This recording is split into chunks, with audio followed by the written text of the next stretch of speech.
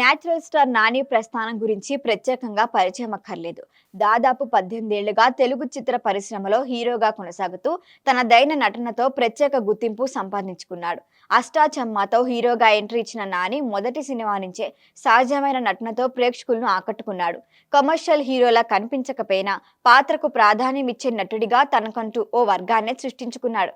అందుకే natural star అనే బిరుదు ప్రేక్షకులే ఇచ్చారు. నాని ప్రయాణం అంత సులువు కాదు. ఇండస్ట్రీలో ఎంట్రీ బ్యాక్గ్రౌండ్ లేకుండా అసిస్టెంట్ డైరెక్టర్గా మొదలై చిన్న చిన్న అవకాశాలను ఉపయోగించుకుంటూ స్టార్ స్థాయికి ఎదిగాడు. దర్శకుల విజన్ను అర్థం చేసుకుని కథకు తగ్గట్టు తనను తాను మార్చుకునే నైపుణ్యం నానిని ప్రత్యేకంగా నిలబెట్టింది. రెగ్యులర్ కమర్షియల్ సినిమాలే కాకుండా ప్రయోగాత్మక చిత్రాలకి కూడా ఆయన ఎప్పుడూ ఓపెన్గా ఉంటాడు. ఈ ధైర్యమే నానిని మిగతా హీరోల కంటే వేరు చేసింది. గత 5 ఏళ్లలో నాని మార్కెట్ గణనీయంగా పెరిగింది.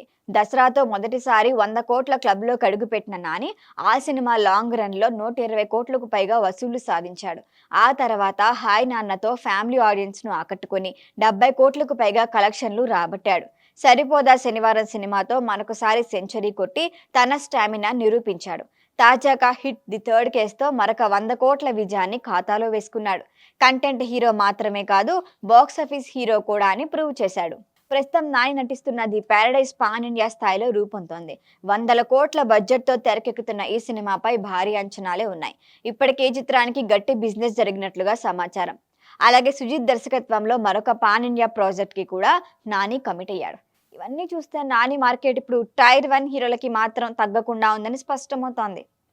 అయినా కూడా కొందరు ఇంకా నాని టైర్ 2 హీరోగా చూడటమే ఆశ్చర్యం. మహేష్, ఎన్టీఆర్, రామ్ చరణ్, ప్రభాస్, అల్లు అర్జున్ సరసన నాని ఉంచలేకపోవటం వెనుక పాత ఆలోచనే కారణమని చెప్పాలి.